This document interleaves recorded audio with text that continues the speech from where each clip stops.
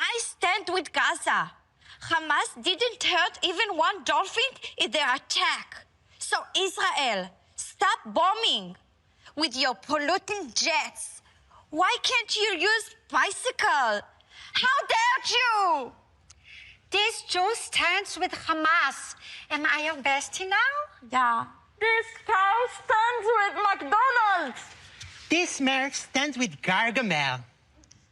Where is Hilda from Queers for Palestine? She went to Gaza to show her support. Let's call her. No answer. Strange. Strange. Maybe she went to a gay party in Gaza without us? How dare she? Hello, everyone. Welcome to Give Them an Argument with Ben Burgess. As you can see, Ben Burgess is not here right now. Instead, we have a special Halloween or near Halloween episode for you all. We have some really awesome guests. My name is Jake Abbott. I am the super producer of this show. And to my right, or I guess, yeah, technically my left, maybe, I have Jay Andrew World. What's up, Jay Andy? Not a whole lot. I've been drawing like crazy this weekend. So okay. Nice. What happened with you? Did you have anything interesting happen? Yeah, so I was at the protest where I think organized by Jewish Voice for Peace at Grand Central Station. Maybe luckily I wasn't. I got there by the time they already closed off Grand Central Station, so I wasn't able to get inside. But I think like 400 people were arrested, and it was a really powerful protest. We'll talk a little bit too about what we just saw in a second. But Andy, tell us, because you've invited some great guests for us tonight. So why don't you tell the audience? Two of my favorite people to join us. We have Rayyvana, who's on. You can find her on the Young Turks, and of course, catch her podcast, Taking the L. If I got that right, yeah. Yes, you did. And Red Flag as well, whenever that happens to happen. Red Flag is unfortunately dead, so no more Red Flag. No more Red Flag. It had a good run. It was fun while it lasted. It did, yeah. Taking the L has a new episode out today, though, so that podcast fantastic. is not deceased. Good. Taking the L then. Everybody should be checking out. And of course, you stream on Twitch as well. Yes, and I am currently streaming on Twitch. So everybody come on and give me a follow, subscribe if you're feeling saucy. Send me a few bucks. I could always use it. And of course, we also have Kristina, my co-host from Movie Night Extravaganza, and she is also on Twitch with Cosmepolitics. Yep, streaming it right now too. Thank you, StreamYard. All right, what's up? Welcome new viewers also who come from Twitch. So what kind of the premise for today? You know, Ben isn't. I don't know. Do you even know what Ben is doing, Andy? I don't. He didn't tell me. So he's doing something like super mysterious. Yeah. Yeah. But anyway, it is almost Halloween, right? So what better day than today to go into Andy's garbage bin of horrors. So Andy's House of Horrors of basically Andy suggests 5 or 6 clips from the deepest, darkest areas of the internet, or sometimes YouTube or Rumble. And we usually get to about one of them, but there's usually 4 or 5 more that are either just too strange, too dark, too off topic, too just, uncomfortable for us to even look at. And, with Ben being gone, we thought today was the day. So to look at some of this stuff. Yeah, and some of it's also not part of our core brand proposition. Yes, I do. Before we get too far from this, I do want to say Ben is streaming tomorrow, opposite of Movie Night Extravaganza. Okay, but he's doing a stream with my friend KT Baldassaro, talking about the Purge movies, which KT was in one of them. Oh, nice. So, okay. Yeah, this is going to be fun. So come back here. And also tomorrow, Ben has a piece going up in Jackman about Nightmare on Elm Street movies. So look for that. Nice. Okay, nice. Ben is still doing stuff for everybody who misses Ben.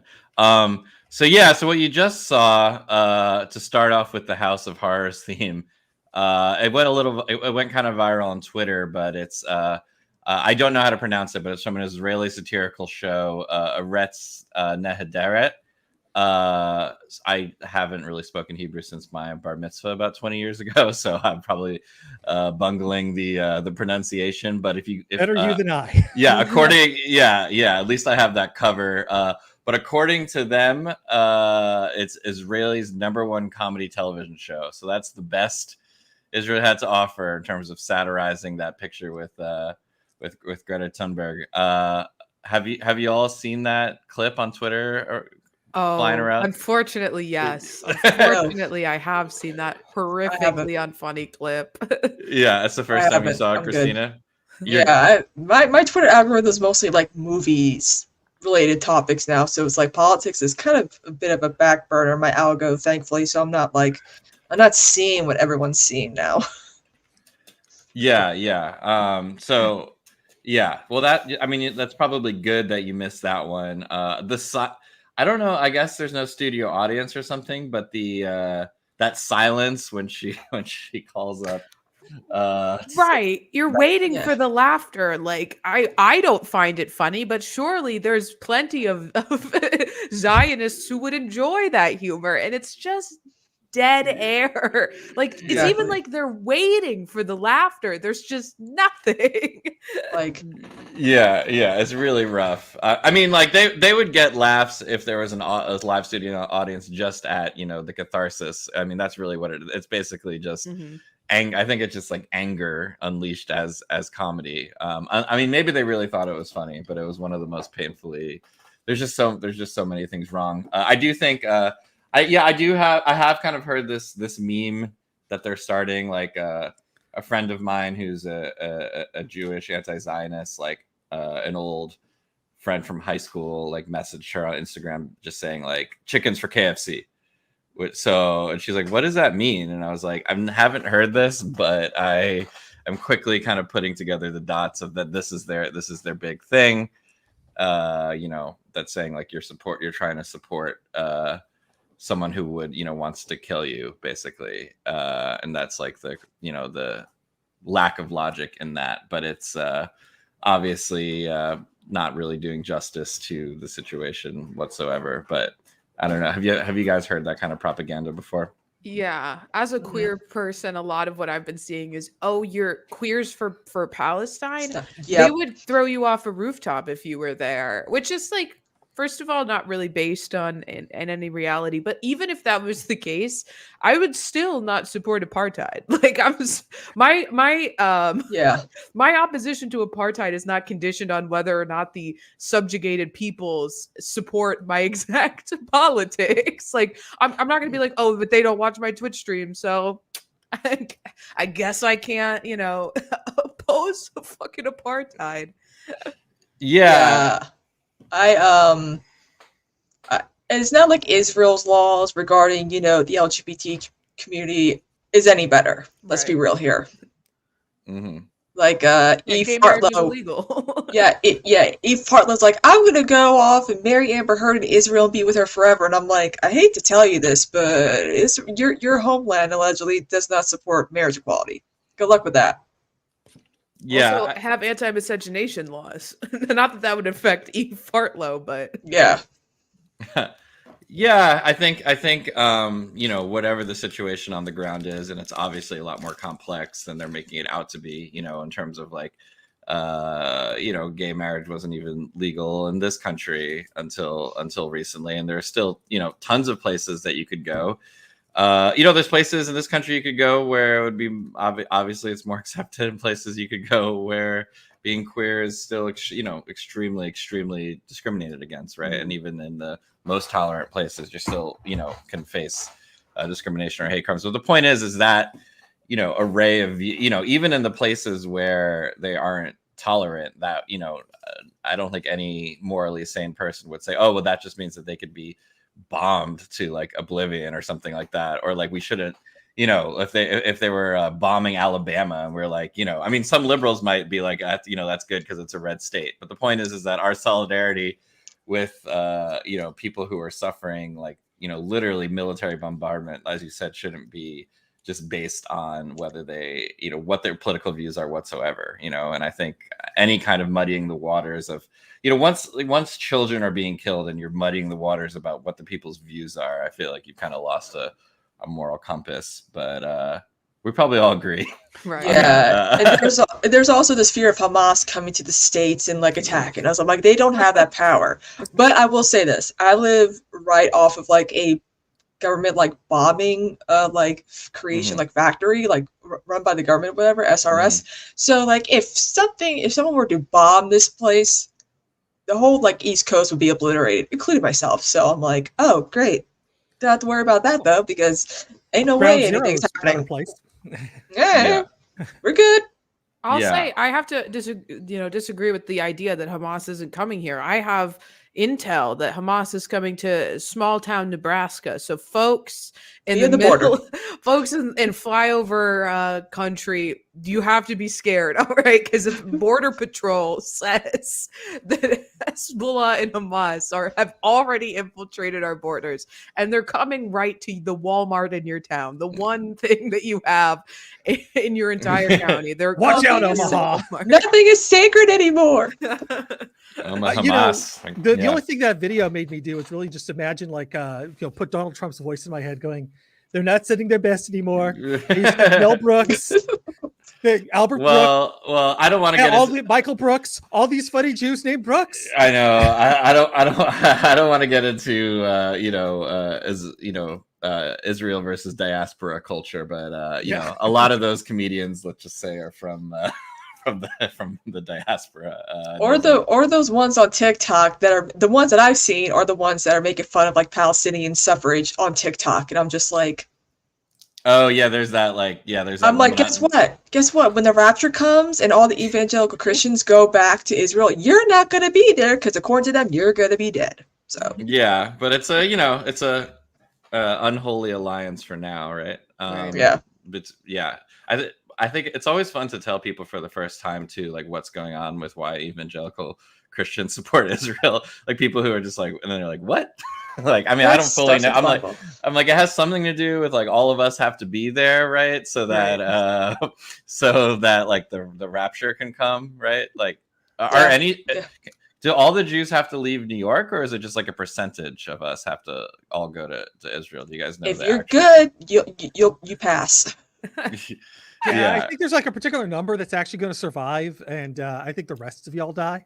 I'll quickly consult my Bible, my Americanized Bible, and go to the Book of Revelations and figure out the exact number of Jewish people. Yeah, I think it's 144,000 people are gonna live. I think what's clear is that we should definitely be basing our current opinions on this conflict and who should get what land and all that stuff on the Bible. I think that's BC the number is a one strong thing. argument. Yeah, it's the number one thing. I know when we debunked one of Ben Shapiro's videos, he was like, facts don't care about your feelings, and then the first thing he starts talking about is like in the Bible, and it's like. Okay, man. Like he was complaining about the Pope the other day, going on and on. I was like, why does it matter to you what the Pope supports? Because it's Judeo, right? The crossover, the Judeo-Christian values. He's always saying. I did just get word from my friend Bam, who says that the the Hebrew Israelites have to go as well. Which I asked the question the other week. What do the Hebrew Israelites, the Black Hebrew Israelites, feel about Israel? And then I saw a video today of them assaulting pro-Palestinian protesters, and I was like, "Well, my question is answered." I only know about their feelings on Taylor Swift. It's like in It's Always Sunny when Charlie's like the wild card of wild card, bitches. Yeah, like I have no idea, what getting solves the gas crisis. What their take is going to be on anything. We need to ask Kyrie what he thinks about all this stuff. I don't know if he would consider himself a Black Israelite, but I know he's kind of runs in some of those circles. So I think he's actually been silent on Israel. I mean, personally, I'd rather ask Stretch from Naughty by Nature, but that's just because I want to talk to Stretch from Naughty by Nature. That's just me. Yeah, I would have a lot of basketball questions for Kyrie that have nothing to do with that. That's what I want to talk to him about. Anyway, all right. So Andy, what are some of the stuff you have for us today for this spooky Halloween? I really kind of want to start off with something that I think we'll all enjoy. It'll be like a quick hit. I think why don't we go with did you know that Alex Jones made a commercial for Andrew Tate? Oh no. Yeah, if for those of you who don't know, because we've never actually talked about Andrew Tate on this channel. Andrew Tate is currently, I think he's still in prison, right? He is out on house arrest, but he is he's facing quite a few charges of sex trafficking, and he's currently being further investigated for money laundering. I don't know when I became the authority on what's going on with Andrew Tate, but at some point I did fall into that role. Yeah, I'm glad that you know. I was like, I don't. You're the correspondent right now, live on the scene. He's still in his fucking house in Bucharest. I'm recording live. For sex trafficking and all kinds of just terrible stuff. And he actually admits on his website that he dates girls to make them into he cam girls to see if they're girlfriend material before convincing them to become cam girls, bringing them into his scheme. And he even has a bottom bitch, as he referred to her as, on his website that he uses to make the women more comfortable. I mean, he literally had a website that was like, this is how I sex traffic women. You can do it too. It wasn't he's like, I didn't say any of that. You're twisting my words. And I'm like, you literally said how you would do it, dude. And you plagiarized Wikipedia. One interesting thing about Andrew Tate is he is pro-Palestine because they had less vaccines given to them, and he thinks that because they were not vaccinated, that means they have more freedom, which is insane when you're talking about the population of Gaza, who like 98% of them don't have access to clean drinking water. But he's like, you know what, but they're really free, folks, because they weren't vaccinated, despite the fact that I'm sure most of them would have gladly been vaccinated if it was fucking possible. Is he Muslim as well, or did I fake convert? Very recent. He converted, and then he was praying with an imam, and then immediately hopped on a private jet and was smoking a cigar and drinking scotch on the plane. And so the Haram police got his ass quite quickly. Yeah. Anyways, let's see. This is an ad that he cut. You're saying, Andy? Yep. Okay, let's check it out. In the modern world where they convince a woman to get a job, the man to get a job, they inflate the currency so nobody can exist any other way because it's too expensive. The parents are out working all day. The school and the internet and the matrix raise your children. Your children go to school all day and be told things that you may not want them to learn. Then they sit on the internet and read things and watch things you may not want them to watch. You talk to them for 10 minutes at the end of the day, they go to bed. You're fighting with your 10 minutes against endless hours of the most entertaining programming or the most forceful programming. In school, it's forceful. On the internet, it's entertaining. Convincing them of ideas that you perhaps don't agree with. I've seen it myself on YouTube. I've seen a guy in America driving his car and his kids were in the back seat and he was arguing with them about an issue. And they was like, where did you hear that? School? He's like, why did the school tell you that? That's not true. And his own children are arguing with him because they learned it in school. Have you ever tried to take your children out of school? You'll get fined. You'll get in trouble. No, your kids have to go to school. Yeah. You have to give your kids away to the school. If you don't give your kids away to the brainwashing, you'll get in trouble. As an all-star fighter, businessman, motivational speaker, and philanthropist, Andrew Tate has truly earned the title of Top G. But there's another title Andrew Tate holds that has enraged the globalist. He is consecutively the most Googled man in the world in the last 2 years. And that's because his message is about human and specifically male empowerment. Now, Andrew Tate is taking his fight to empower and supercharge men to the next level. Introducing Top G Supplements. We are proud to introduce and sponsor the Top G line of supplements by Andrew Tate and his crew. Now you have the chance to benefit in body, mind, and soul with the same supplements that Andrew Tate takes himself. Learn more about these amazing products at andrewtatepower.com. andrewtatepower.com. And discover the power of Andrew Tate's new supplements that are the highest quality on the market. I think there's a whole bunch of men in the world who understands my value. And if men grow up to be like me, you're going to have a whole bunch of people with no criminal record, dedicated athletes who protect and provide for the people close to them. About that. Now, did Alex Jones really do that, or was that AI? Oh, you're muted. Yeah, that was a real Alex Jones commercial that he had. It was a few years ago before like Andrew Tate really kind of blew up. Okay. So like Andrew Tate was kind of on the rise. Alex Jones was still up here before he had his fall. Because you know, now, oh God, what is he now? He's on a new network now, isn't he? And yeah, it was and he cut 2 commercials, and that was what the first of them. That one has that just wonderful line at the end. You know, your kids are gonna have a criminal record. Yeah, they won't. They'll have no criminal record. He said, right? That's so amazing. So amazing. Your kids will never be in house arrest in Bucharest for sex trafficking charges.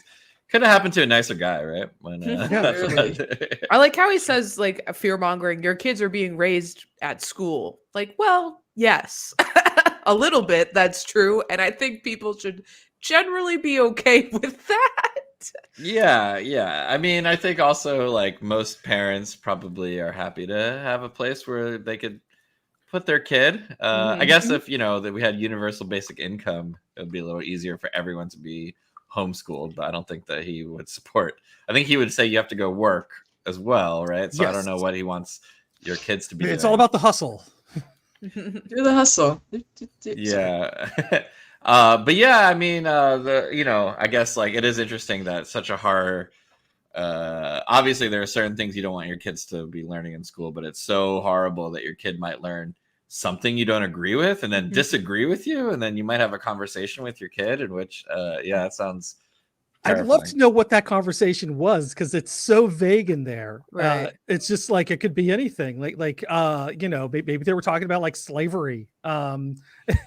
Yeah. You know, I don't know. I don't want to know it. Well, we kind of know what Tate thinks about slavery, I guess. But right. Sex slavery, cool. Yeah. Good and do it. Yeah. Like, I'm afraid that public schools aren't going to teach my kids how to sex traffic and turn women into sex slaves adequately enough. So yeah, they can teach them that at home. Right. Yeah. Exactly. Eddie, do your kids ever disagree with you? Or all the time. All the time. Is that hard? It's not horrifying when that happens? Not really. I mean, my kid was a little mad at me about telling them who Matthew Lillard was because he was in Five Nights at Freddy, which they went to go see yesterday. That sounds like a world household rift about something. Because he's not the original Ghostface, because we all know that's really Ghostface Killer from the Wu-Tang. Yeah, that sounds like something that could cause conflict in that household. So all right, did you want is for children?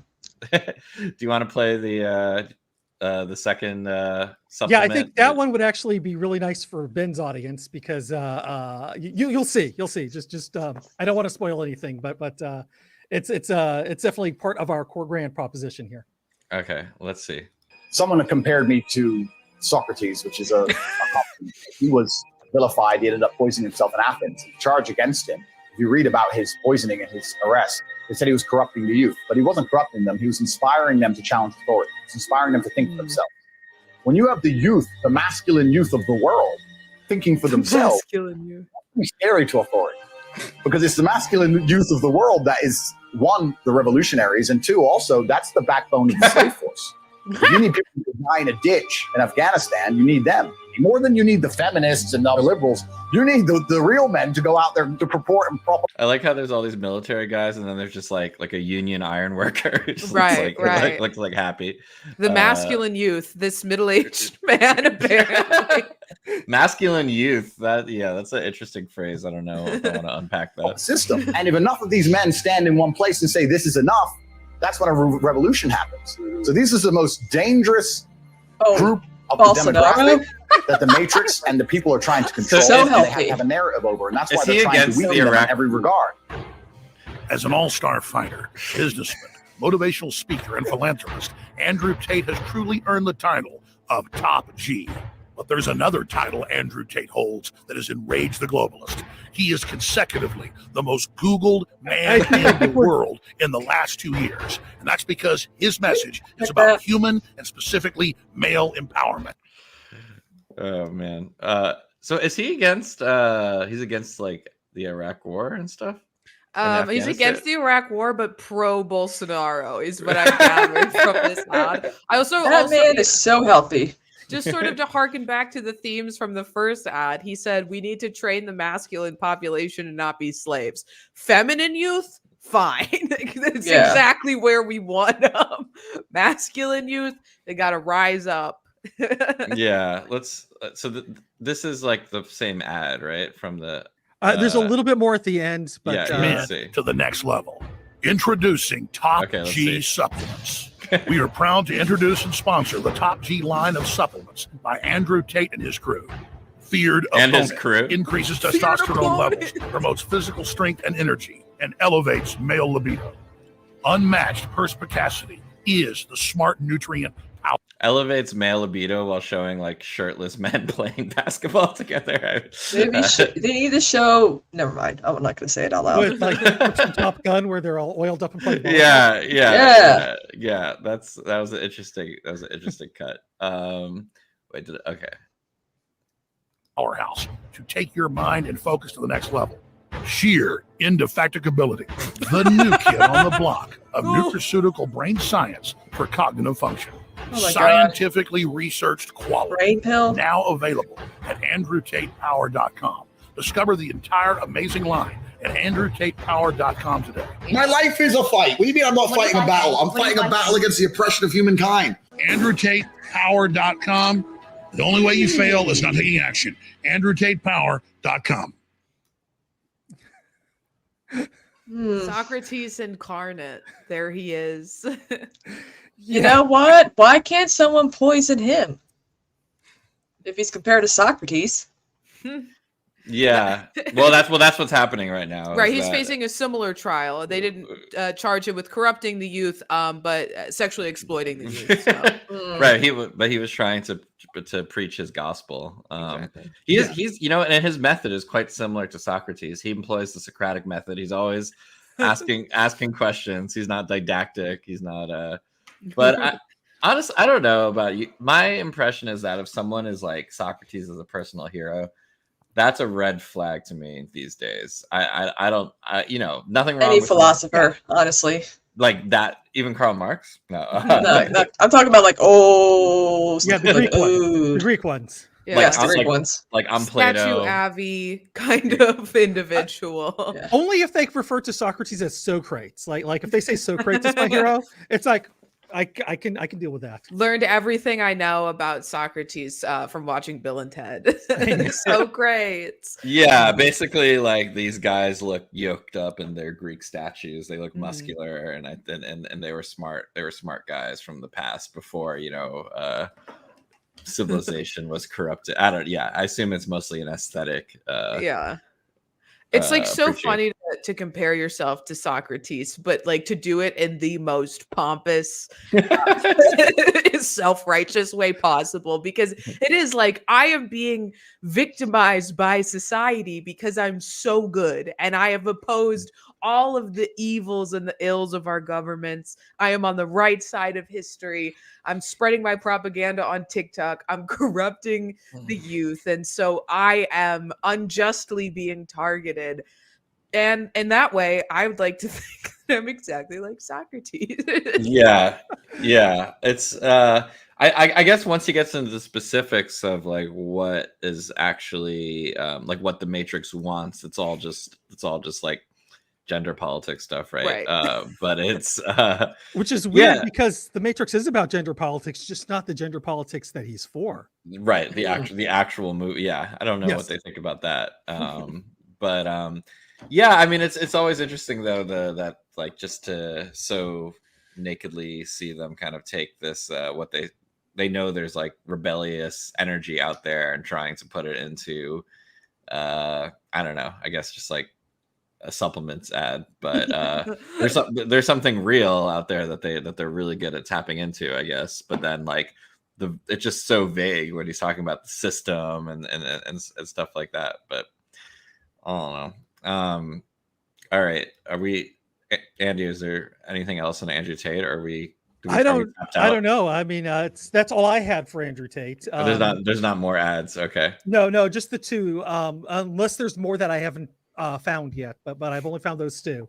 Do you want to give a hat tip to the Surfs who did like kind of lead me to that one? So you know, I'm not out there completely crazy, you know, digging up these things. I you know, there are other crazy people doing this as well. So yeah. Well, why don't we do a few minutes of something that you found this Taylor Swift thing on by yourself, right? Or do you want to do or do you want to do Barbie? I don't know. We'll let the ladies decide. Okay. Well, I mean, I'm dressed up as Barbie, so like. Okay, all right. Let's do Barbie as accidentally based. All right, I'm gonna cue that up. Yeah. So just as an intro for this one, this is the Lotus Eaters podcast, which is Sargon of Akkad or whatever his name is, Carl Benjamin. That's like his project. He's not actually in this video. It's a couple of British guys that are part of his network. And they went to go see Barbie. Cute. All right, we'll watch. We won't watch all 30 minutes. That would be bad. We'll watch a few. Yes, I did steal that joke from a tweet. The Barbie movie released, much to my joy, because the theatre was packed with lots of pretty blonde women wearing pink. And also us, the Lotus Eaters, went and saw it. Now, not most of the hosts, it was most of the back team. You can see the photo on Twitter where I'm grimacing because I'm surrounded by baby pink and inflatable sharks. But everyone else had a great time, and I had a great time watching it because Does he have fucking the film was an Socrates utter behind disaster. him? Yes. They didn't realize what they made. They have no idea that they have made the best propaganda piece for reclaiming masculine vitalism against the matriarchy ever created. So I saw it with a slightly different lens because I went to it thinking I'm going to watch this to see is it something that I could show my daughters because I've got two daughters in the target age range. No. So I was looking at the first level dynamics, but actually when I saw that you were going to do a segment on it and you've come with this base narrative, yes, there is a sort of subtext going on that actually on a second viewing I think I could quite get into. Oh, it's accidentally because Ken is really kind of our guy, isn't he? Ken is, as the Ryan Gosling meme goes, literally me. As you may know, YouTube arbitrarily demonetized our channel, so I'd like to thank Lutzies.com's first sponsor, Atlas VPN, for supporting us and providing a service that is actually useful as we move into our new cyberpunk dystopia. Atlas VPN Premium is just $1.83 per month. I'm sure we with can 3 months skip. extra and a 30-day money-back guarantee if you aren't happy with the service. Skip this ad. Follow the link in the description to sign I do up. love. You'll be I do liberated love from region qualifying locks, it. so you can I watch can't streaming imagine content why from we anywhere were in the world. demonetized. But I think more importantly is that it masks your is supporting. You're all set. To repeat, then, Atlas VPN Premium is just $1. So he nicked neo-Gastonism because I would have loved to have made that interpretation. But well done, John Doyle. And then John Doyle said something about Ken, and I said they were talking about Beauty and the Beast. Beast. My editor at the Critic said no, neo-Ken-servatism. That is the Kenergy we are going with today. Ken is our guy, and I've seen lots of conservatives say that the Barbie movie is woke. It's awful. It tries to be, but don't let them get away with their propaganda. Because if they screw up and accidentally make something we can claim, we will claim it. Don't give an inch. That's so. It is definitely trying. They missed the ending. Yeah, but it's made by such incompetence they don't even know what they're talking about. Yeah, but they kind of did it accurately to the point where it actually displays all the weaknesses of woke as well. Yeah, which I'm sure you're going to get into. Yeah, so, yeah. It's and no transphobia in this segment, Dan, because we want it to go on YouTube. Even though the Barbie movie is very transphobic. Yeah, actually, it is. It really is. Yeah, we'll jump into that. Don't worry. That we don't even really relationship failed and benefited the sane man she's trans? and the insane woman. If you subscribe to our website, you'll get articles like this one with a narration track from John Crow. This is an article I wrote while I was away in America. Lovely. And it was on Jonah Hill and why men can't marry mermaids. I saw this wonderful painting in the Harvard Art Gallery and thought, well, that's probably how Jonah Hill's feeling this week, considering his ex leaked a bunch of texts that he sent where he was perfectly reasonable and she was like, I want to post nudes on the internet. So they broke up. And the thing All with right, mermaids. can we pause here? Yeah. Wait. First of all, did these men not watch the end of the movie though? Like, it's not the real patriarchy that he learned about. He's like a little kid with like an empty brain. He absorbs whatever he reads, thinking what it is, and then he realizes it's more about individualism and not being an accessory to a woman. I also just have to say the hubris of these two bozos to see Ryan Gosling on screen and feel represented by him. Yeah, come on, guys. Come on. He's got the tan. You know, washboard abs. They don't. It's not. I think that there's a lot of dissimilarities between them and Ryan Gosling. Yeah, they should have saw. Oh, what was that character? The one that's all of Oh no, I just forgot his name. You know the one Scott Pilgrim played. Oh, Alan? Alan, yeah. They're closer to Alan than they are Yes, to yeah, definitely. Seriously, there are no multiples of these dudes. They're just them.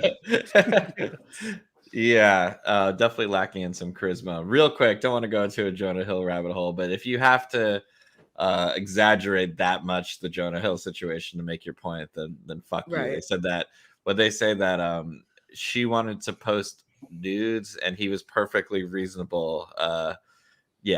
Quick debunking on that, I believe, is that she was a surfer who posted bathing suit pictures before they were together, and she wanted to continue doing that, right? So bathing suit pictures that he liked and messaged her about. Some might argue that might have drawn him to her in the first place. He also attempted to forbid her from surfing with men, which is just that is her career. It's no surfing with she would have to quit her job to stop surfing with men. Well, how else is she going to have babies if she's surfing? Right. Yeah. Right. And then I like that this fucking guy is in a museum and then sees Harvard. this painting and he's like, hey, that reminds me of Jonah Hill. Oh my God. Yeah. An art enjoyer, someone who definitely is getting a lot out of the experience there. Also, these two men are sitting directly next to each other in the studio. I like that they have to merge their videos though to make it it looks like they're sitting next to each other. Are they social distancing? Is that what's going on here? Concerning. Looking into it. Try and have a relationship with a beautiful woman that posts herself half naked on social media. It's about sterile as trying to shag a mermaid. Yeah. Anyway, let's get into the Barbie movie. There was some stuff before it released. You know that guy did not there was some woke anything stuff, of what he which just is said. that right before the film came out in the trailer, and this was in a scene in the film, you know, where Weird Barbie pulls down the map to the real world.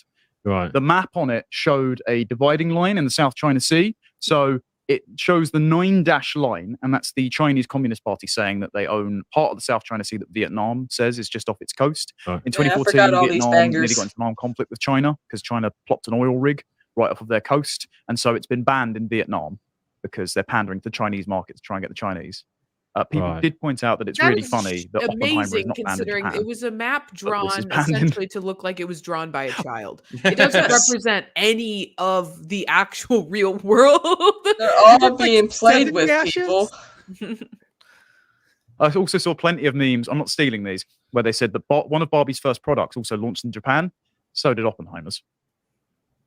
And I was just kind of impressed that we've got some blonde white people featuring in a film that's coming out these days. Yes, yeah, but it was that guy. He's not getting any of the jokes. The other guy's just. He's had one too many of whatever he's drinking right now. Apparently, he's like, wow, there are black Barbies and you know Asian Kens and you know Barbies in wheelchairs and pregnant Barbies. Well, yeah, because I don't know if you know this, Barbie's been around since like a long time, for like 50 years now, something like that, 50, 60 years. Yeah, he's like, I did not get that joke, but I'm just gonna start talking about. All right, we're finally getting our white Aryan representation children in film. Yeah, it was to denigrate the Kens, and there were very diverse cast members. But the fascinating thing about the Barbie and Ken casting, one, it's totally fine to objectify men at all levels and make them just himbos. And all of the men were fit and in shape. Now, they were various degrees of effeminate and masculine, but that was part of the parody. Whereas all of the Barbies, you were allowed to be as grotesquely obese, dysgenic, and mutilated as you liked. Mutilated. So the Barbies were very egalitarian. I'm sorry, is that in Life is Plastic? how But he's all the referring Kens had to to be shredded chads. disability representation is mutilated? 2016 is when they started bringing those types of Barbies out because a lot of people were like, "What about you know people who are that are disabled? They deserve to have Barbies that look like them." And they got it. That's why they included all of those Barbies, especially in the dance scene. Yeah, and I mean, like, I don't know. There's just a lot going on here. Right. That's also true. Physiognomy bears out, it turns out. So speaking of woke, these are the people behind it. Greta Gerwig was the director. Yeah. Greta Gerwig did Little Women and Lady Bird. So I didn't know who directed it, but it was very clear watching it that it was directed by a childless Californian obese woman. No. So she is skinny. She is married to another California director, the guy that did Marriage Story, and she does have 2 kids. Wow. Yes. Wow, Okay. so everything he said was Is that one where Terry Crews is Snow White? You're not far off, actually. Right. So these are the dwarves. Well, only one of them's a dwarf. Correction, Yeah, those Snow are White. not the These dwarves. are We've people seen who them made already it. now. Yeah, he said it's really dwarf phobic to cast dwarves as the 7 dwarves, even though he's made an entire career and multiple millions of dollars playing a dwarf. Wait. He's pulling the ladder up behind him? Well, wait, they're mad at Peter they're mad at- Dinklage? They're mad at him for playing a dwarf? They're mad at him for being mad at the dwarves look like that. Right, which but now then- we know the dwarves are CGI now because they don't look anything like that now. Yeah. But there's just a lot going on there that they're angry at him for playing characters with the same physical stature. It's like, what is he supposed to do? Like He fucks though. Peter Dinklage is great. Yeah, I mean, it just makes no sense. They're saying he played like what the fuck was he supposed to do as an actor if not? Yeah, play... because I mean, like if you watch, unfortunately, don't watch Tippy Toes, okay, or Tiptoes. Just don't, please don't. But those are like the only roles that you get. It's a rom-com if you want to know. Tiptoes is a rom-com about a guy whose family is all dwarfs or little people, and he's not, and it's Matthew McConaughey, and his brother is played by Commissioner Gordon from the Batman movies. Yep. Who's supposed to be a little person, and it's his wife kind of learns about the little people community, and they have a child who ends up suffering from dwarfism, and I remember this movie. It's not a good movie, folks. Oh, it's one of the movies of all time. There are multiple scenes in the film. Well, most of the people playing little people are not little people, obviously. And so there are multiple scenes where you see their real legs because they're just running around on their knees to film this movie. So you can just see their legs sticking out behind them. And it is one of the worst representations of disabilities. It's so Peter bad. Dinklage is in it. And Yes, he's he playing is. a French Marxist. Mm-hmm. I imagine that he somehow manages to escape with his dignity just because because he's Peter Dinklage. Okay, I have a question though. If you're casting who's going to be Matthew McConaughey's brother, would you pick Gary Oldman, who's a phenomenal actor? Don't get me wrong, I love Gary Oldman. Yeah. To play the little person, or would you cast Peter Dinklage, who was right there in the movie, to play Matthew McConaughey's brother? Right. I mean, I think calling him out for making a career as an actor for playing little people is just what else is supposed to do? Yeah, and with all the opportunities out there for people with disabilities in Hollywood, Right. you're angry at like one of the few people to break through. I don't know. It just yeah. It's a very short ladder. But yes, he is. These are the Finally that motherfucker gets a joke Right. it was so For the first time. dwarves. Again, audio listeners, we've just been confusing the audio listeners for this entire podcast. I'm sure you wouldn't have understood the intro if you're an audio listener.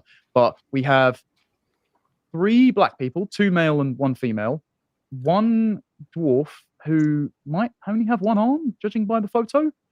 Jesus is in the back, and then 2 white men. So there's 3 white men, 4 white men if you count one of the dwarves, that's taken a job away from 6 dwarves. Right, not great. That's not Snow White. That's her stunt double.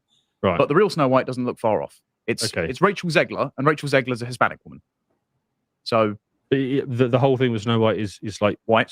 Yes, Yeah, as white as snow. Snow, not quite white. I mean, you probably shouldn't make skin complexions to dirt or anything comparisons because that would be very racist. You shouldn't do that. Right. So we'll skip over that bit. But it is a character. Okay, fine. Yeah. So it's been written by Greta Gerwig, and it will not feature Prince Charming, and instead focus on a I love Actually, a lot of this changed. What do they have to be angry about, right? I They're don't mad. understand. These conservatives are in near tears that a woman of color is playing Snow White in a movie they were never going to see anyway. Exactly. I mean, and there's who been so many cares? changes now to the movie, and like because it's now going to be released until like it's sometime in like 2024 or 25 at this point. Like it's going to be a while before this movie comes out now, especially with the strike happening.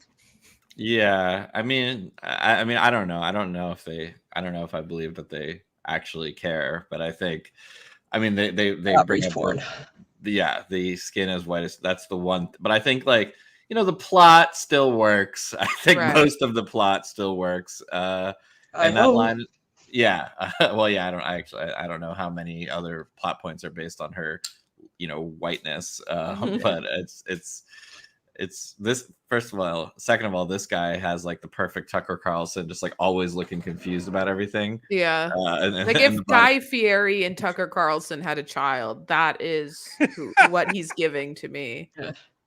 Yeah, these really are some of the most mediocre guys. All right, we'll give them a couple more minutes. I do want to say though, they do have some hope around the horizon because Ben Shapiro is releasing his own version of Snow White on his channel with his other sister.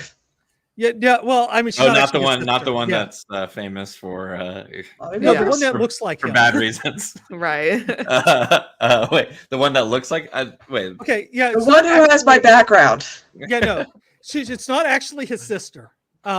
She looks like him and works for him on the channel, and she's playing Brett Snow Cooper. White. Yeah. And she's not an actress. Yeah. If you see the trailer, like they kind of tease it out. They kind of playing a version of like some song I think was related to Snow White, and then they reveal, and like I didn't realize who that was, and I'm like, why is Ben Shapiro in a dress? That's awesome. Same. I was like, oh wait, no, it's her. Yeah. If Ben Shapiro remade Snow White and played Snow White, I would gain a lot of respect for him. Honestly, Right. if he played it straight. Stronger Snow White who dreams of becoming a leader. And she says that people are making jokes about ours being the PC Snow White. It is because it needed that. Now that's Rachel Ziegler, who gave leave her alone, by the way. Where he said he plans out. There was also more pre-release discourse. Speaking of whoa! I've seen that before. I saw that before. So this is an Anon account I quite enjoy following. I must disavow all of his takes, including this one, where he said that Margot Robbie's a hard 7. You used to find a Margot Robbie in every Blockbuster video in 1995. Well, I used to go to Blockbuster videos in 1995, and not Margot Robbie. No. This got she was like 5 million views on a single tweet, and it got to the point of where at the Turning Point Action Conference, Florida Congressman Matt Gaetz got up and said, "Let me just be clear: Margot Robbie is not mid. A 10 is a 10, whether it's common core math or not." Critical support from Matt Gaetz in this Congressman case. is commenting on Twitter Anons, rating Margot Robbie's level of attractiveness. She's hot. I love where politics has got to. he was just a troll in the first place. Oh, yeah. I mean, he's doubled down on it because have you seen those memes recently? It's mainly featuring the other guy just keeps being casually wrong about everything, or He didn't do his research. They just disagree, and then he's like, "Yeah, imagine like he went to the movie that he's supposedly covering for a podcast, and he's like, I wasn't sure he directed the thing. I assumed that she's obese and she has no kids. Like, even I will just casually like look up. Usually I would know, but I would, if I was going to cover it for a podcast, I think I would like look it up before I saw it. But right. I also love that this guy's job seemingly is just to say, have you seen this meme? Have you seen this meme? To which the other guy says, no. And then he repeats the meme verbatim and then qualifies, I'm not stealing these memes. Doesn't attribute to whoever posted it. And then the other guy doesn't understand. He doesn't get the meme. One is terminally online. The other one definitely is not. That is like an Ed McMahon with like brain damage or something. I just like to imagine that they're like neighbors, and that's why they're doing this. They have nothing in common other than just like hatred of women and people of color. Yeah, Zendaya or that Zegler woman that's playing Snow White. Yeah. Where this is who Hollywood wants us to think is a model versus like random cashier and she's smoking. Those can continue, but Margot Robbie doesn't really fit that category. I mean, it literally No. in the Barbie film, they say when Margot Robbie's saying, "I'm not pretty anymore," Helen Mirren's narration cuts in and says, "Note to the directors: casting Margot Robbie in this role may not have been the person to make this point that you would hope."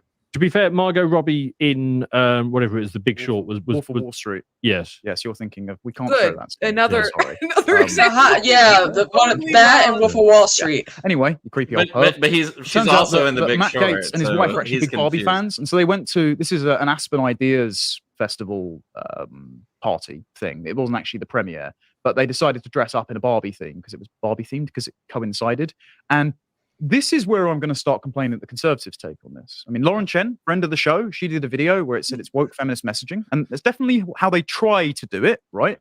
Matt Gaetz' wife says that disappointingly low testosterone from Ken. And then Ben Shapiro did a 43-minute interview where he destroys Barbie. His by being a grown Oppenheimer man, review was which is not garbage. even close. I mean, to I as understand long Ben's as the having a little bit movie. of fun. He's playing into the character. And he's right on some of his criticisms here. But I think all of the conservative influencers that have commented on this film have missed the point.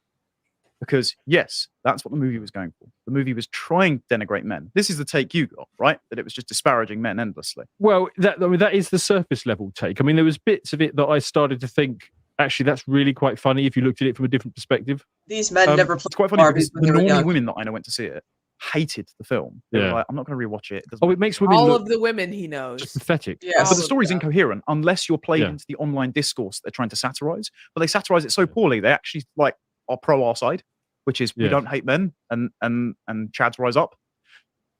Yeah, I mean, there's definitely bits of this. Like, it's like, are you going to get into the whole kind of story? Yeah. We may as well break down. I do have some comments on that. Yeah. We'll spend quite a lot of time on that. Just a Yeah. bit more preamble. There was a kind of sign that things weren't going as the filmmakers intended in an interview with Greta Gerwig for Rolling Stone. And in this, she explains that one of the scenes that you first see when Barbie and Ken enter the real world, you know, when they're rollerblading along Venice Beach. Oh, yes. Barbie is beset by sexism from police officers, from construction workers, from volleyball players. They were filming that scene to say that the world of men, the patriarchy that really exists, is constantly assaulting women with sexism and compliments that have, quote, an undertone of violence from all sides. The funny thing is, when they filmed this, it didn't play out that way. Entendre. This is a quote from Greta Gerwig. When we were actually shooting. What did you say? Did you say pause? No, I said like he's saying of violence, but he's mistaken for like double entendres. On Venice Beach with Margot and Ryan in neon rollerblading outfits. It was fascinating because it was actually happening in front of us. People would go to Ryan, high five him and say, "Awesome, Ryan, you look great." And they wouldn't actually say anything to Margot Robbie. They just look at her. It was surreal. In that moment, she felt self-conscious. As the director, I wanted to protect her. Right, so it's sexism if Margot Robbie does and doesn't get compliments, but everyone's walking up to Ryan Gosling going, "Yeah, bro, literally me." And he loves it. And he loves it. And he was humble enough to interact with everyone as well. But Greta Gerwig saying, "Oh, Margot Robbie's not getting the compliments she deserves. Well, I have to shield her." But as Barbie, if she's getting hit on, "Oh, this is patriarchal. We must institute the matrix."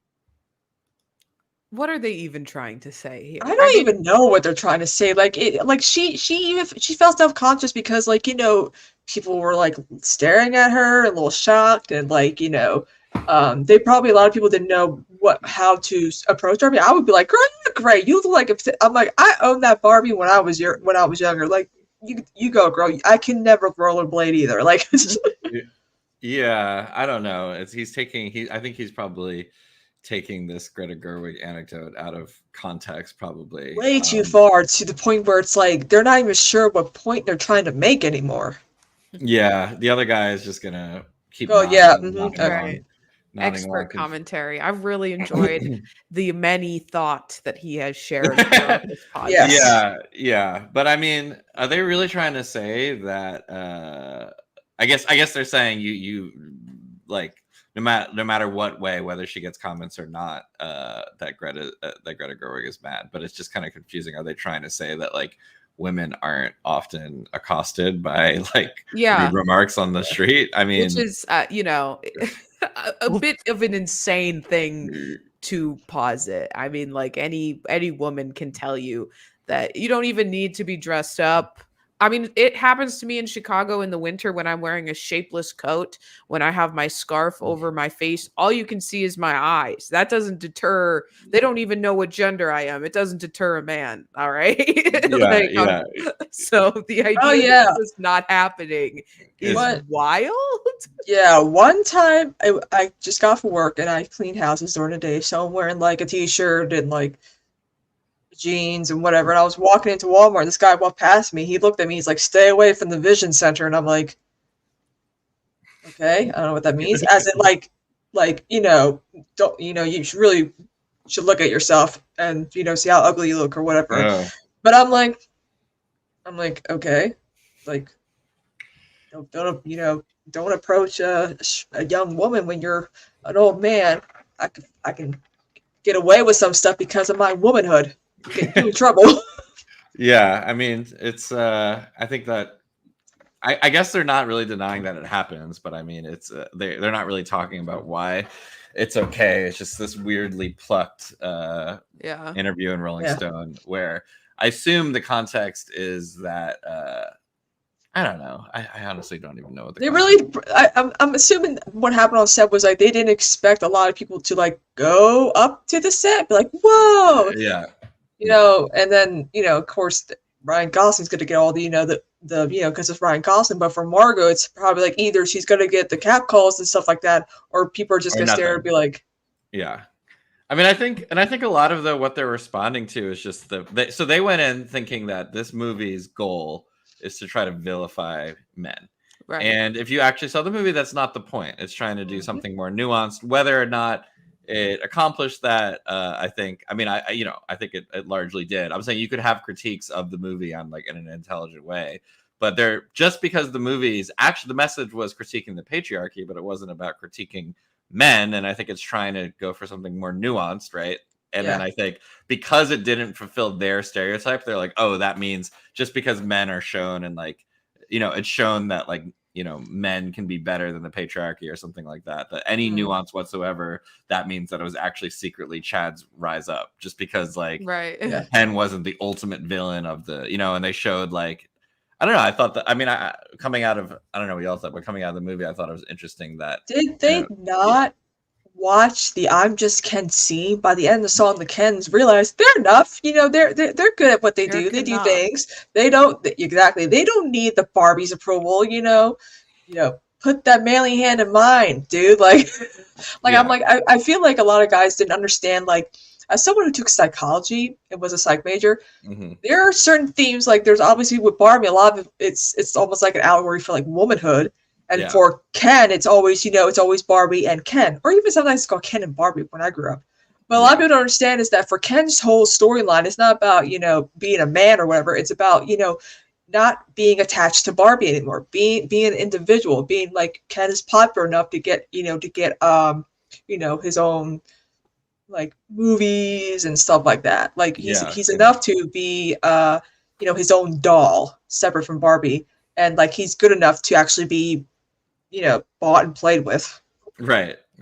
And I think but if they went in with like such a shallow level, like expecting such a shallow degree of social commentary, which the movie ultimately didn't deliver, I mean, I think the guy actually quite enjoyed the movie on the left. He doesn't understand. Because remember, he was like, "Oh, there was that joke about the part with the Helen Mirren joke." He clearly really enjoyed that joke. Yeah, you almost said it verbatim. Yeah, I think he felt empowered by the storyline with Ken that you're enough or whatever, and then he's like, he can only interpret it, that as like, oh, it was actually like a men's rights type of movie. I don't know. It's a really bad analysis overall. But Andy, did you finish this? I feel like we maybe have seen. I never finished this video. Okay. We've seen Knuff. It gets a little. Yes, we've seen Knuff.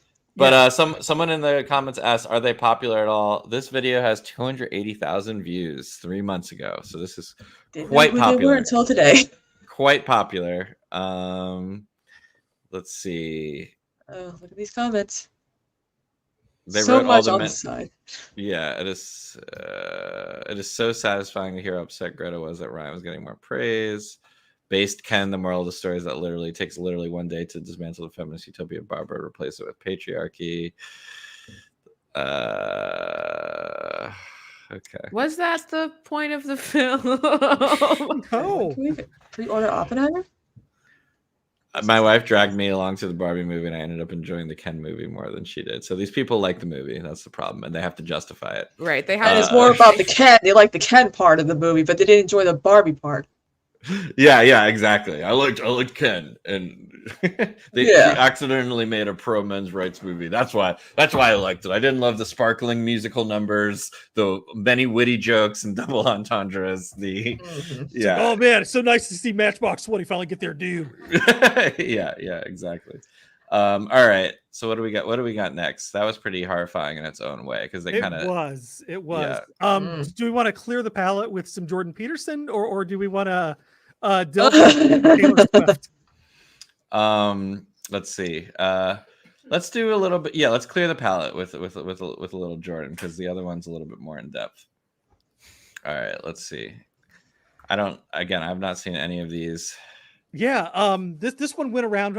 It's been on a bunch of places. I just thought Ben's audience would really appreciate this because Jordan Peterson is starting his own university. Ooh, yeah. And he and his daughter come up with this video, which just as a note, this the music that's on there is what Jordan Peterson decided. This is the music we need to have to sell this university. It's not me or Jake or anybody else coming in and putting another track on it. I got this straight off, as you can see, Jordan Peterson's webpage, YouTube channel. So let's see. Let's discuss what we're doing with Peterson Academy. We thought, what if we could make getting a degree 95% less expensive?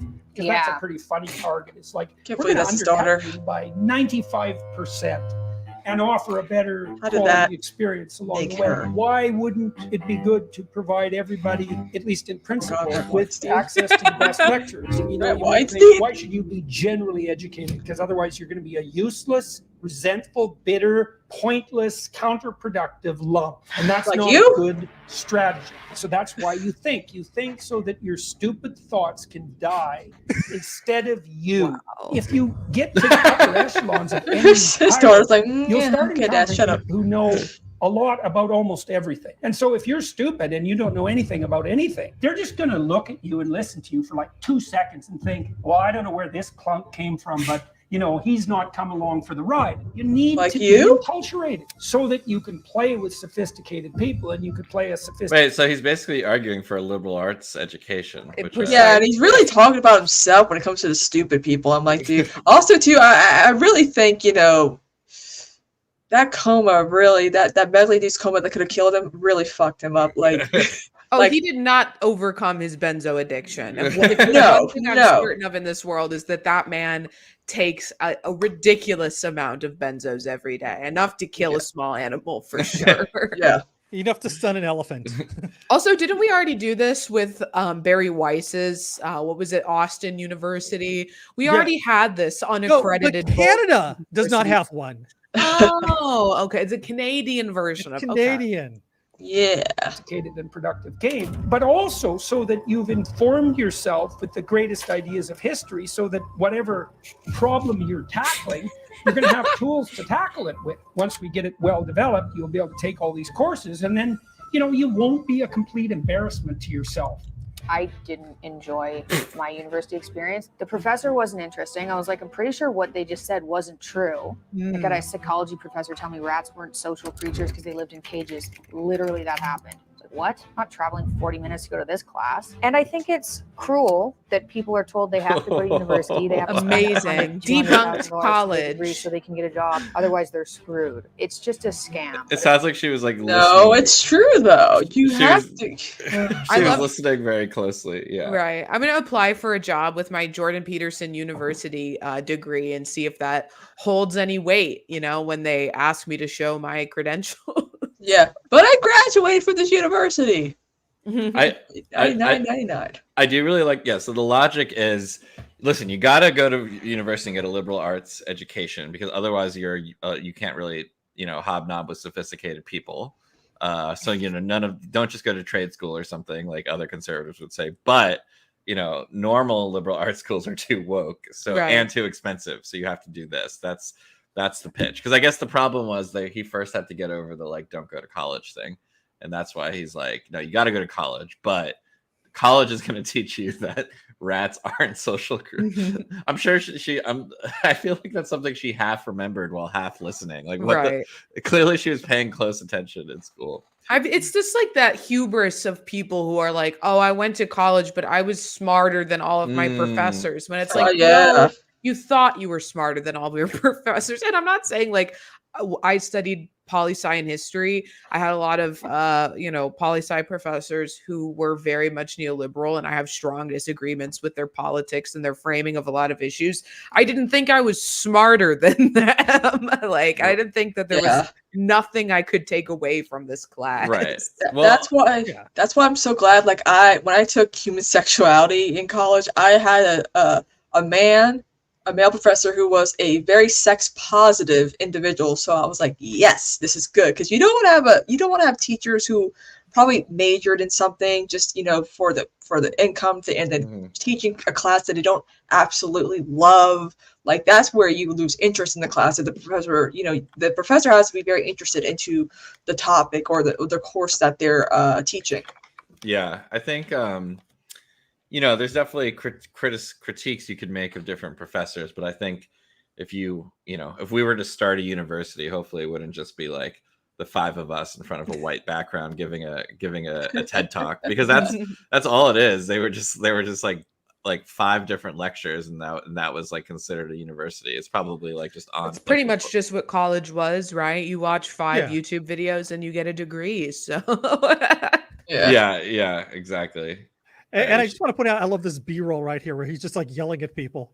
Oh God, yeah. Yelling about people on a topic he was absolutely wrong on. This was him getting upset about the proposed amendment which did pass to the Canadian Charter, I believe it is. I'm not that familiar with Charter of Human Rights. Right. To make it a hate crime, to make it possible to hate crime trans people. And he was like, I'm going to be shot in the head by Canadian Mounties if I misgender somebody by accident, which was proven never not to be the case. It's been a law for a good time now. No one's ever been charged under it for misgendering somebody. Right. So yeah, that was his claim to fame. But so basically, some of his students said, "Hey, can you please not misgender me?"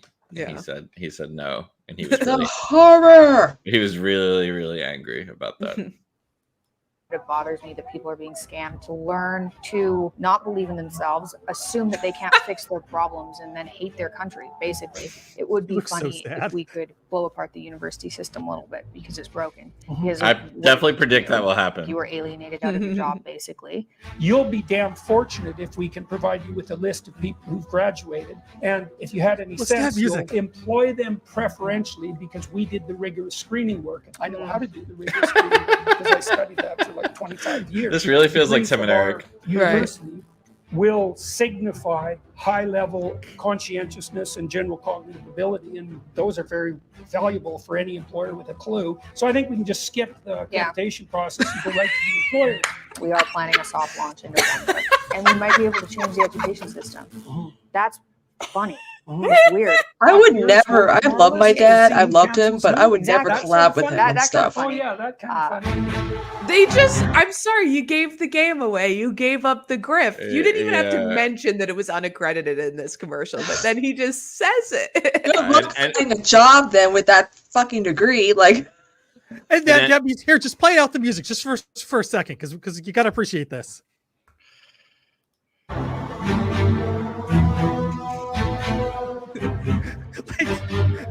how sinister is this? This is I think it's launching in a day or two. Yeah, I think I think he really wants to be a supervillain. That's like his aesthetic. So that's what the music, I think. But so right at the end, he says like, "Oh, funny, like up yours, woke moralist, funny," and he laughs. Yours. Why did they include that? It does feel like he's breaking his kayfabe a little bit. Right. Like I think it's a. Did you catch? I think he we were did that talking. woke moralist tweet, and he's I know, trying to make a callback to it.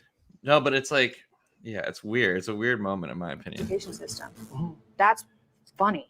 It's weird. Up yours, woke moralists. Yeah. We'll see who cancels who. Exactly. That sort of funny. That kind of funny. Oh yeah, that kind of funny. I don't know. I feel like he's all right.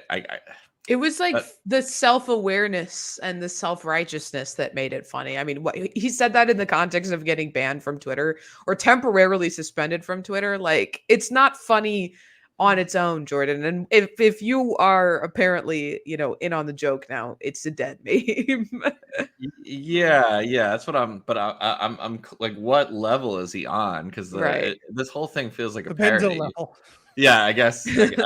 I guess. All right, let's see what real quick. We'll see what folks are saying. Are they gonna go? Yeah, they seem to be taking it. Oh, this one kind of made me sad. I saw this earlier. I'm 60 years old with poor health prospects, but I'm in. I can't wait to see what courses you offer. I'll just do it to educate myself more and have fun doing it. I'm 51. Oh man, yeah. That's I almost started tearing up just thinking about this poor man. I guess, but I mean, hopefully he's in Canada where he gets better health care than we do here. So there's that. Yeah, people aren't taking this as a joke. What I would say is that if this ends up being what's the word for 60-year-olds or like septuagenarians, just like killing time with each other, right? Like talking about like all the woke kids who how the grandkids won't talk to them anymore. Yeah, that's probably the best. Just like a babysitting service for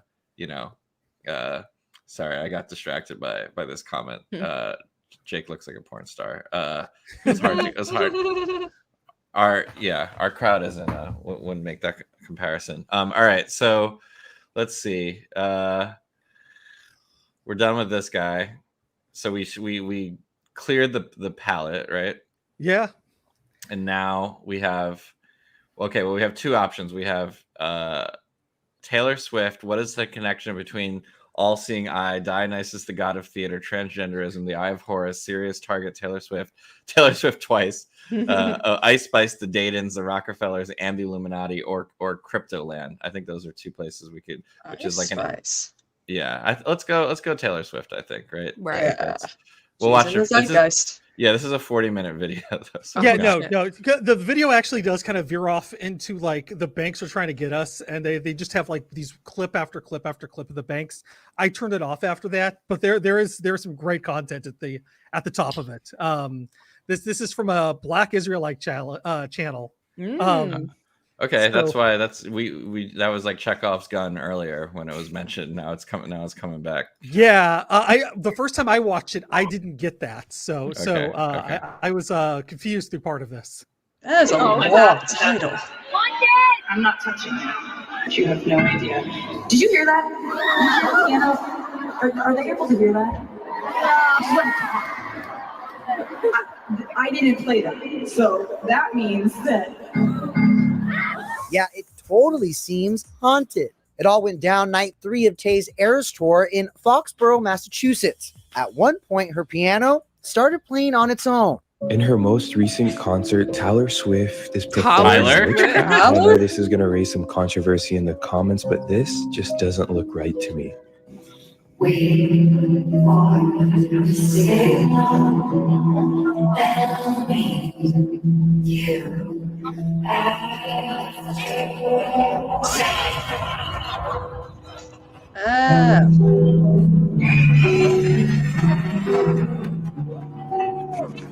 They have like two pianos playing against each other. For Swifties, seeing Taylor Swift live is a dream come true.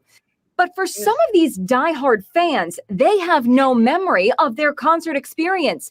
It's being called Taylor amnesia. You heard that right. Some fans can't remember the concert they attended just moments earlier. That's what happened to 32-year-old Nicole Booz, who saw Taylor earlier this month in Philadelphia. You spent almost $1,000 on a ticket, right? And you can't remember anything? It felt like so surreal. Afterwards, as we were leaving, I was like, did she play this song? I don't remember this song. I don't remember her doing that. Hollywood venerates the Eye of Horus or Dionysus. Ew, Jeffree Star? Ew. Oh my god, Michael Jackson.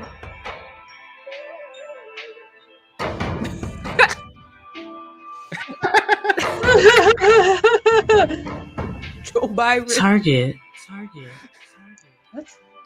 Target has most definitely used Hollywood star power to get to the eye of the consumer and sell not only a wide array of merchandise, but sell them on the spiritual values of the patron god of their brand, Dionysus.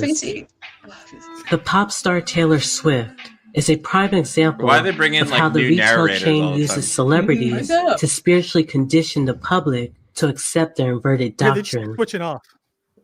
I don't like her, but what the hell?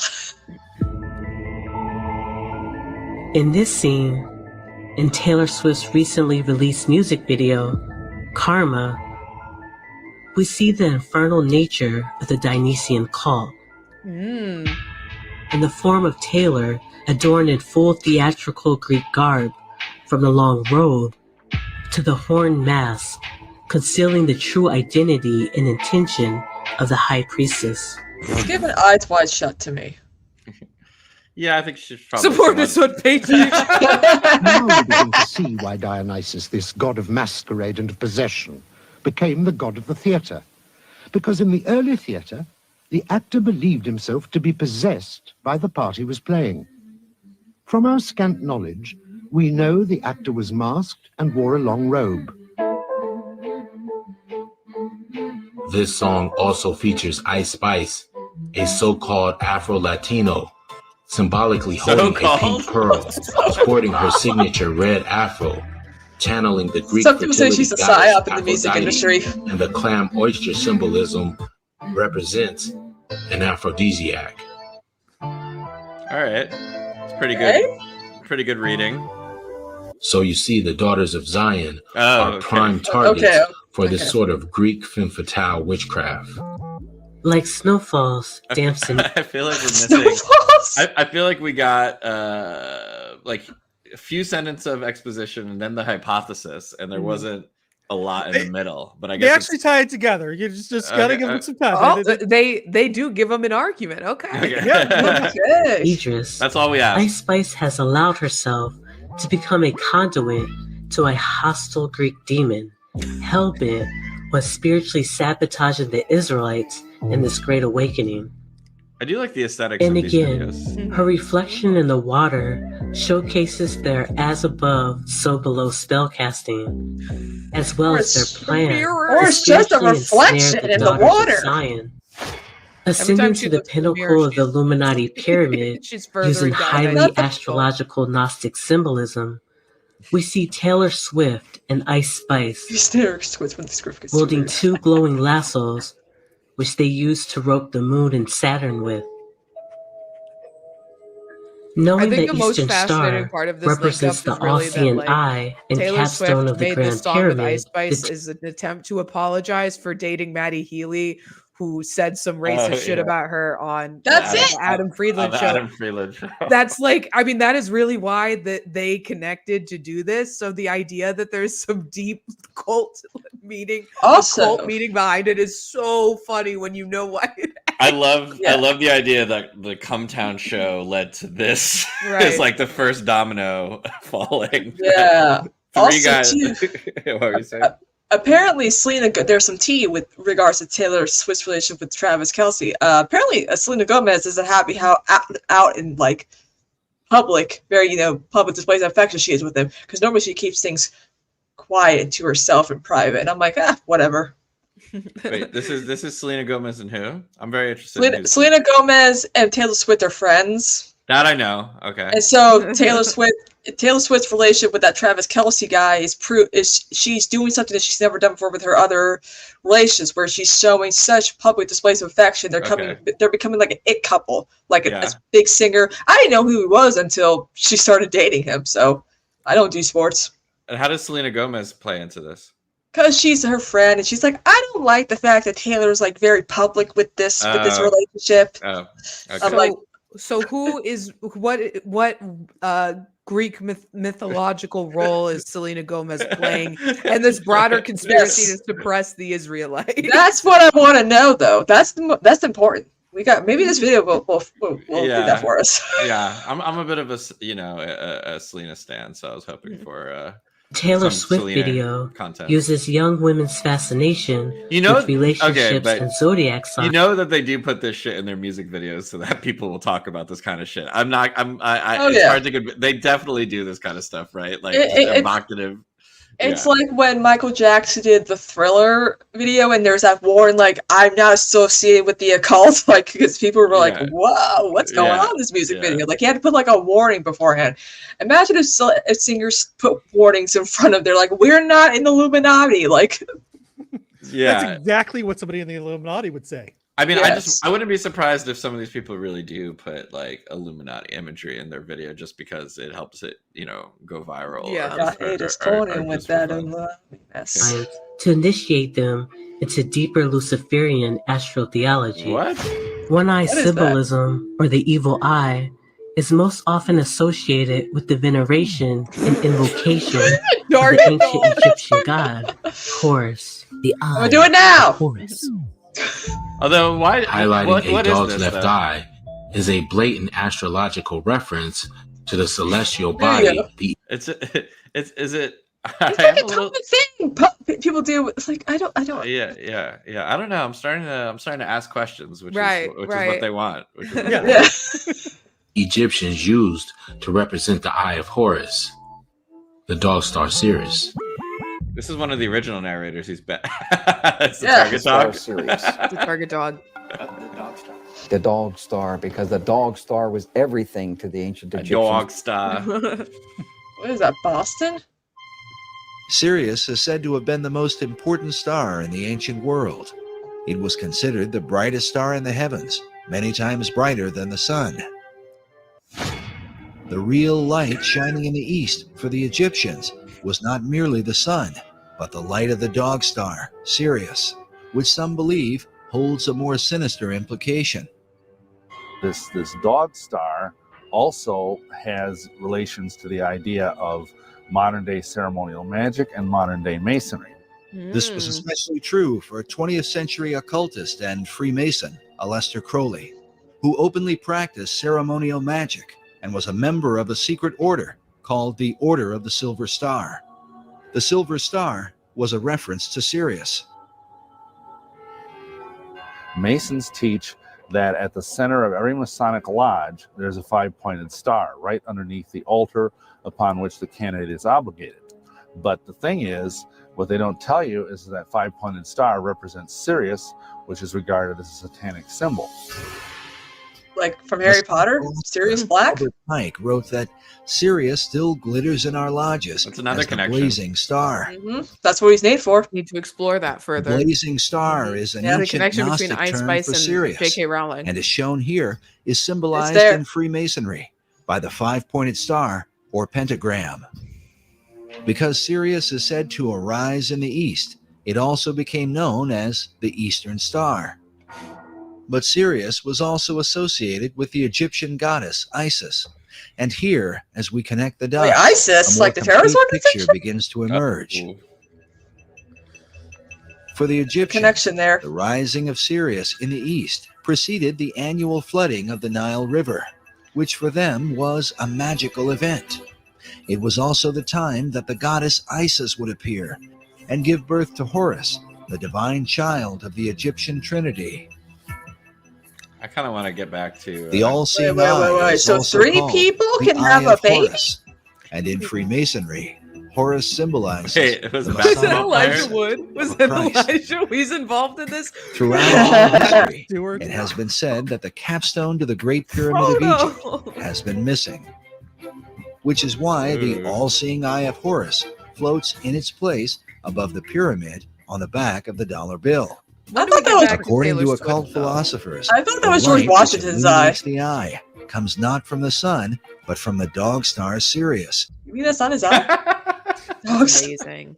Amazing.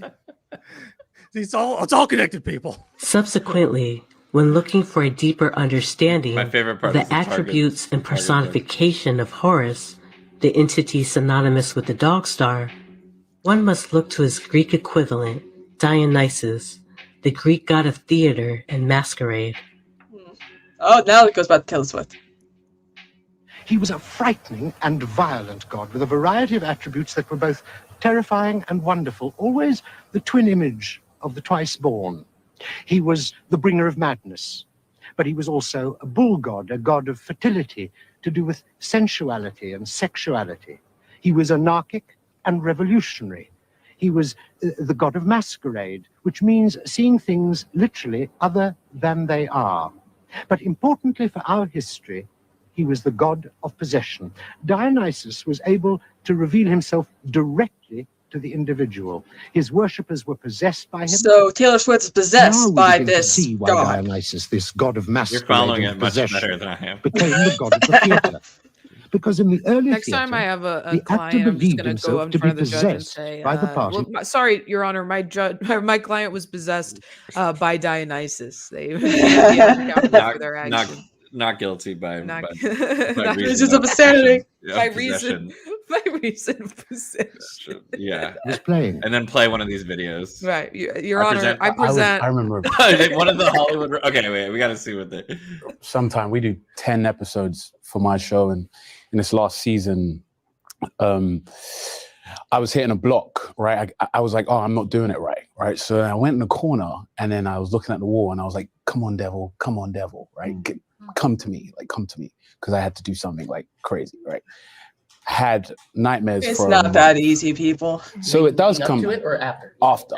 Like I had nightmares every day. Like I felt that energy.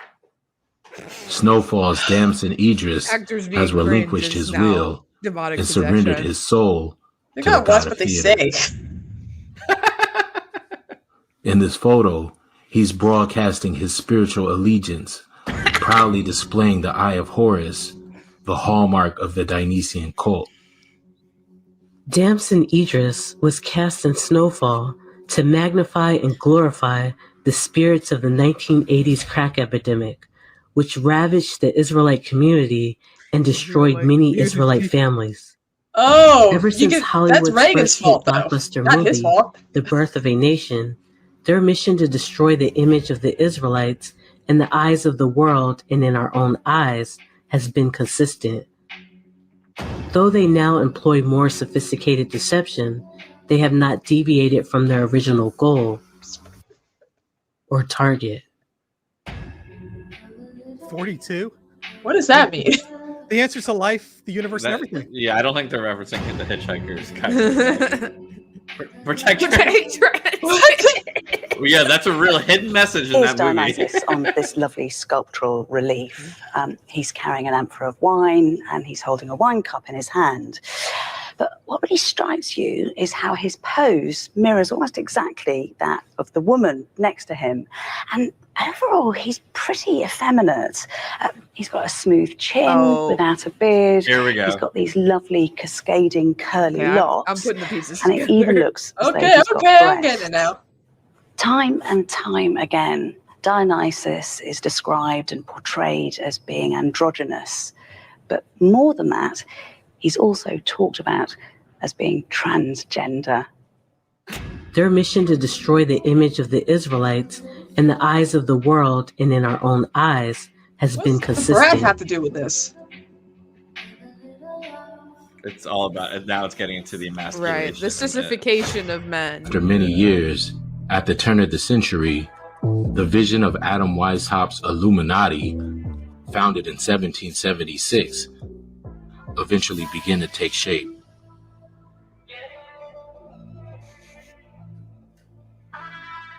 George Draper Dayton founded Dayton's department store at the turn of the century in 1902 in Minneapolis, which would eventually become the iconic retail store Target. Oh no! He also presided over it's the all Bank coming of together. Worthington and founded the Minnesota Loan and Investment Company. The Dayton family dynasty grew in power and influence, eventually marrying into the infamous Rockefeller family, the first family of the Anglo-American arm of the There we Illuminati. go. That guy does look scary. The granddaughter of oil baron John D. Probably was Rockefeller scary for a different with the reason. trust fund baby and Yale Skull and Bonesman Mark Dayton. Combining the two New World Order houses into one influential extended family, further consolidating their political, child, financial, the and social target power in the dog. West. In the early 1900s, the Rockefellers gathered with representatives and emissaries from the 13 ruling bloodlines, descending upon Cold Springs Harbor. You know what's actually quite interesting is that the first section of this is almost unintelligible and just like throwing a lot of things at you. And then when it starts talking about being like anti-trans and anti-sissification, it starts being really clear, actually. Yeah. So I wonder The if there's- angle. Yeah, but I'm saying like even this history is being told so much more clear. Like the first thing is like I literally couldn't follow it, right? With all of the unless it's just easier. Once you start mentioning Jewish families taking over the world, it just starts to make sense. Yeah, it starts to like get really just like like really clear and cogent all of a sudden, like with the history and like I don't know. So I'm I just wonder wondering if that's that would be the intentional. case for someone who's not like as deep into the world of politics, who could quickly pick up on like as soon as she said Rockefeller, it was like, okay, I see what we're doing here. And like, Maybe sorry, go ahead. No, maybe I understand the politics stuff more and the Greek god stuff. Other people are like, oh yeah, of course, it's Horus, it's Right.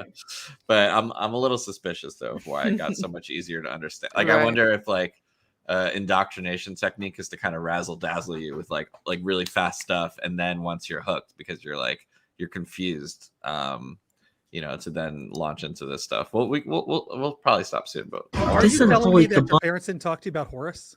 that was my bedtime story. Included members of Skull and Bones, the Bohemian Grove, and Scottish Rite Freemasonry, meeting with initiates from various fraternal orders, occult brotherhoods, and secret societies to finance the modern eugenics movement and strategically implement population control. The Rockefellers kept detailed records of bloodlines they deemed unworthy to exist. Many of these records were kept at Cold Springs Harbor. In many cases, this crafty council knows more about the patrilineal heritage of the targeted population than the people themselves who have been marked for extermination.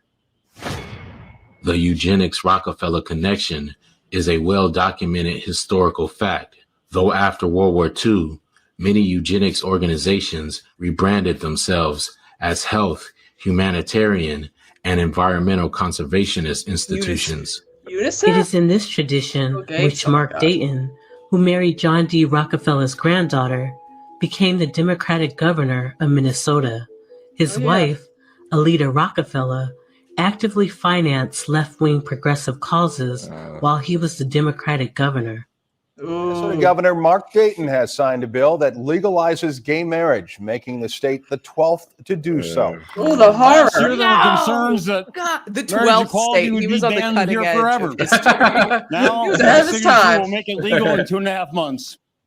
Also, the year that Abigail Martinez. been a while. It has been That's 3 the other years information and to be 164 days since I lost my daughter, Jaylee. I miss her every single day. Let me tell you how she It's died. her son. My daughter was murdered by a gender ideology. Okay. CPS took my daughter when she was 16 years old. It was held by her public school counselor and LGBTQ group rights and another trans-identified girl. My daughter was taken from her loving home because the state of California claimed I was abusive. I'm sorry, if CPS for not stepped in affirming and her actually trans removed the girl from the I trans lost son from my the daughter household, over it must a have been name pretty and a bad. pronouns. Yup. Even after I Crocodile promised tears. to call her a male name, it wasn't enough. My daughter was not a boy trapped in a girl's body. She had mental health issues. Against my consent, my daughter was given testosterone instead of therapy. The LGBTQ group used her to raise money for them. Look at the poor reject trans boy, they said. Why are there so many transgender in foster care? Because this state take them from their families. I wonder tell why. them to run, then steal them. Parents are given one option to treat their distressed child, affirm, drug, and remove their healthy body parts. In the corporate culture of Target and have become a part of the company's identity. The Luciferian spellcasters have been manipulating the American psyche. They have downloaded a secret cache of programming deep in the recesses of the people's subconscious mind. And now the world's psyche is filled with an irrational hatred for the true Elohim of Abraham, Isaac, and Jacob. A hatred for his laws, his son, and his chosen people. What we're seeing in the world today, I think, is we're on the Okay, this is where it kind of veers off where right we here. are about to, and I'll say this. Yeah, that's where it starts talking about like how the banks are trying to Right. us. Well, there's a lot there. I've learned a lot watching that. I feel like I have a new lease on life now. Yes, same. Now I want to do more digging, which is not good. I just want to look up the Rockefeller Dayton family now. Like, what the fuck? I think one of the Rockefellers did support eugenics. I don't know if that's true that they actually had like files and stuff. Yeah, I don't know about that, but I found something. So that starts with the. It got me asking questions, but I think I mean without like, giving it the dignity of like a debunk or something like that. It's interesting.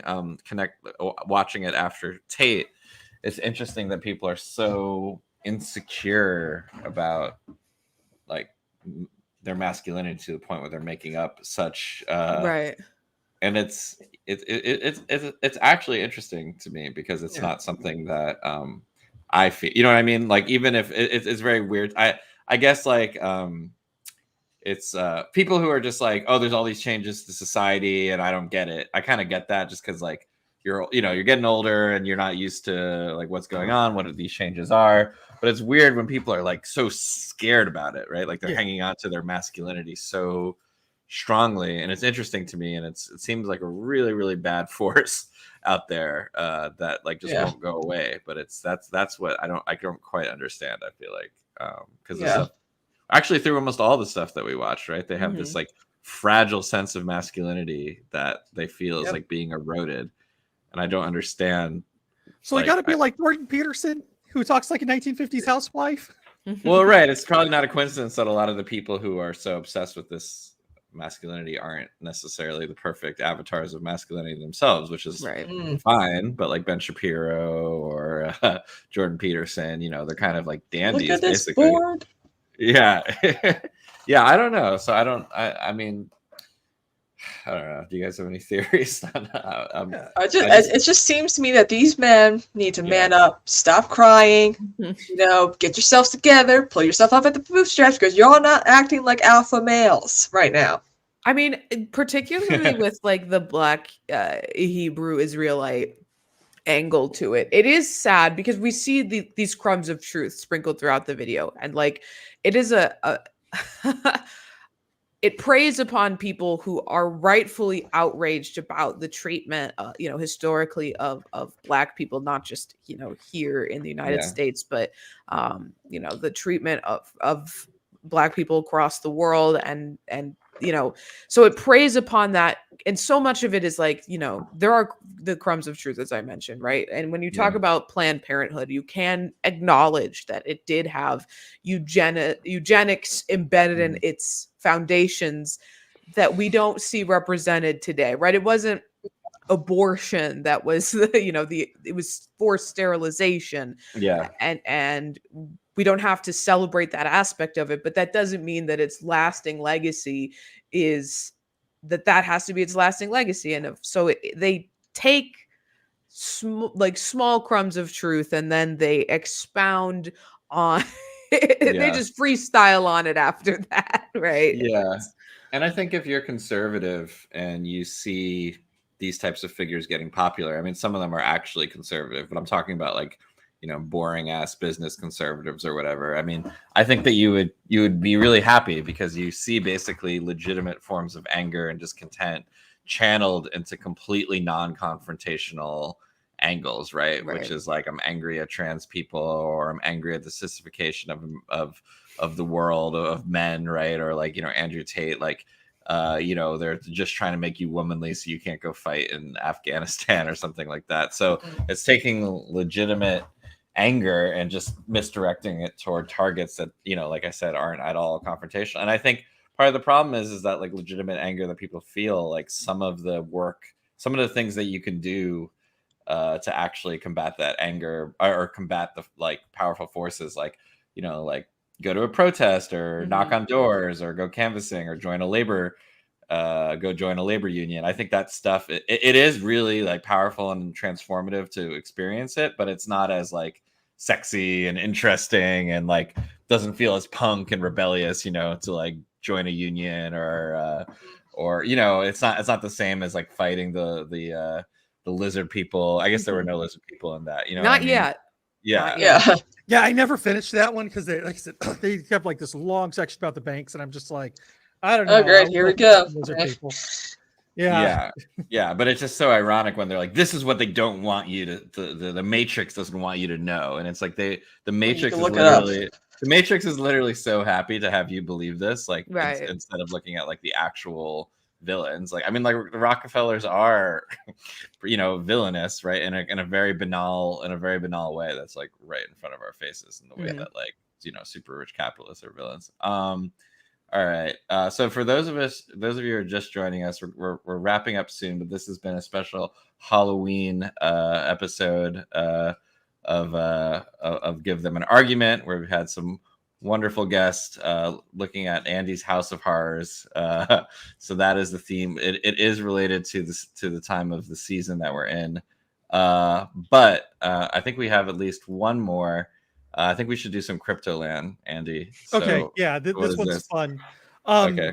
So apparently there was a cryptocurrency that decided, let's buy an island. And they want to make it into a Disney World for cryptocurrency people. Yeah. Something that kids love. Yes. Crypto. And if you watch the commercial, once you understand that, as you're watching the commercial, you're just like, wait, this is what they're thinking. And just as a side note, there was a whole controversy because they did actually, when they were trying to promote this, somebody did a tweet and ask if there was going to be an age of consent on the island. They kind of gave a winky face emoji saying that there wouldn't be. And then the people involved with it said, "Oh, the guy running our Twitter account doesn't speak English." Right. All right. Hi, It's a good this start. is me, Christopher, a crypto degen with a crush for crypto kitties. I'm on my way to Cryptoland, the number one crypto What? A crush for destination on crypto Earth. kitties? Crypto Sorry, he said that he's enthusiasts, attracted to or children in the cryptolanders, first as they're 5 called here, minutes of the video. He also said he's degenerate too. Like, just like fucking gave the whole game away, right? Why would you start your ad like that, dude? Oh, it gets worse. Yeah. This is I like how we're supposed to know what that is, just like the same, like just like the people who like in the last video were supposed to know all that shit about. I'm sorry, they played the Mario music, and I can't think of a more litigious organization protective of their copyright. It's okay, you could than just mine more coins, right? Right. Yeah, right. exactly. You could pay for it. Oh, wow. That was amazing. Andy. That's that was actually really horrifying. I really felt like I had just taken a big edible, honestly. I don't have a weird Illuminati dream tonight. I know that for a fact. Yeah. You didn't disappoint, Andy. It started with, you know, from Andrew Tate, I was like, this is terrible, but not quite weird. And then you amped up the weird. So I think you did a good curation. I'm appreciative toward you. I think it is interesting to see just like the fragile masculinity, or just weird masculinity, sort of just like, you know, take off in this final one. It's kind of like, it's definitely giving Mojo Dojo Casa House vibes for sure. So thank you for that tour of America's wounded and fractured masculinity, Andy. We are wrapping up for the day or for the night, but I want to thank our guests very much for joining us on this very special Benless Halloween episode. Do y'all have anything to to plug before we wrap up? I want to give you the floor. You can find me on Twitch at twitch.tv/Cosmepolitics, which is down there. I try to stream every day, every evening, but tomorrow I'm going to be streaming more during the day. And then as well, we got a Movie Night Extravaganza episode, Andy and I, to discuss The Exorcist with Matthew Film Guide, the Majority Report.